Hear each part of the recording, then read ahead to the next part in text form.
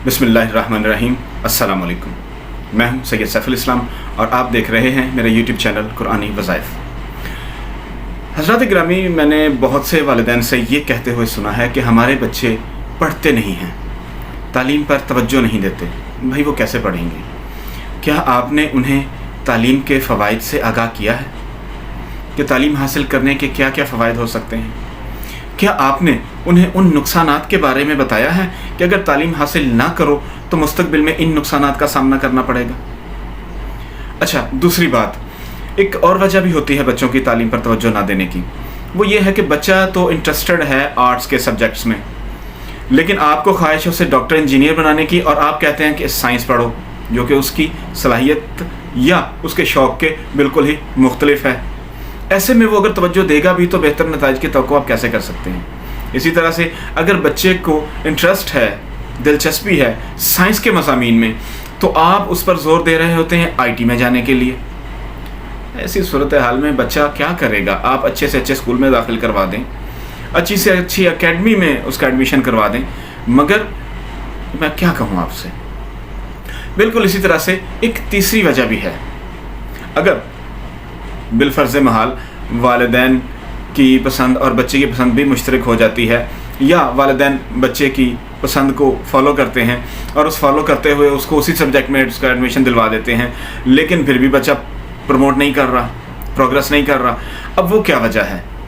तो सर उसकी वजह ये है कि हमारे मुल्क का निज़ाम तालीम है कॉपी पेस्ट तालीम।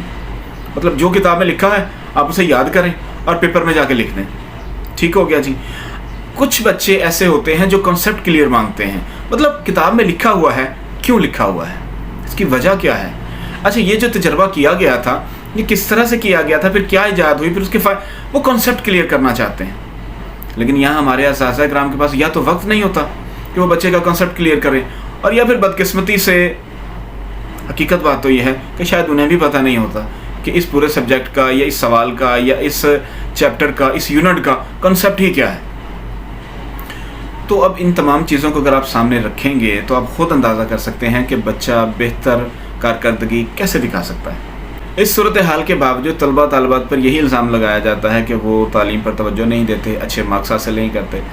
तो बेटा बात यह है कि जब तक ये पूरे का पूरा सिस्टम तब्दील नहीं होगा ना, तो आपको तो इसी सिस्टम को ही फॉलो करना पड़ेगा, और अपने मुस्तकबिल के लिए, अपने वालिदैन, अपने बहन भाइयों के, अपने घर के और कौम के मुस्तकबिल के लिए आपको इसी सिस्टम को फॉलो करते हुए अपनी तालीम पर तवज्जो देनी होगी, मेहनत करनी होगी और कामयाबी के ज़ीने तय करने होंगे इंशाअल्लाह। अच्छा, तमाम तर कोशिश के बावजूद अगर उसके बावजूद भी कोई कसर बाकी रह जाती है, तो आज मैं आपके लिए एक नहायत मुजर्रब और तेज़ बहदफ वजीफ़ा लेकर आया हूँ। वो ये है कि जब आपने पेपर देने के लिए जाना है तो घर से रवाना होने से कबल औज़ु बिल्लाहि मिनश शैतानिर रजीम बिस्मिल्लाहिर्रहमानिर्रहीम पढ़कर अव्वल आखिर 3 मरतबा दुरूद शरीफ सूरह अनफाल की आयत नंबर 62 की अपने तिलावत करनी है। अपनी कामयाबी के लिए उस खालिक़ कायनात के आगे दुआ मांगनी है और आपने पेपर देने के लिए चले जाना है। इस अमल की खैर बरकत से इंशाअल्लाहुल अज़ीज़, इंशाअल्लाह रहमान, इम्तिहान में किए गए सवालात आपके लिए नहायत आसान साबित होंगे। आपके दिल और दिमाग के दरवाज़े खोल दिए जाएंगे, आप अपने आप को बिल्कुल फ्रेश महसूस करेंगे और इस वजह से आपकी कारकर्दगी आपके पेपर्स में बहुत अच्छी आएगी इंशाअल्लाहुल अज़ीज़, इंशाअल्लाहुर रहमान। दुआ में याद रखिएगा। इजाज़त चाहता हूँ। फ़ी अमानिल्लाह।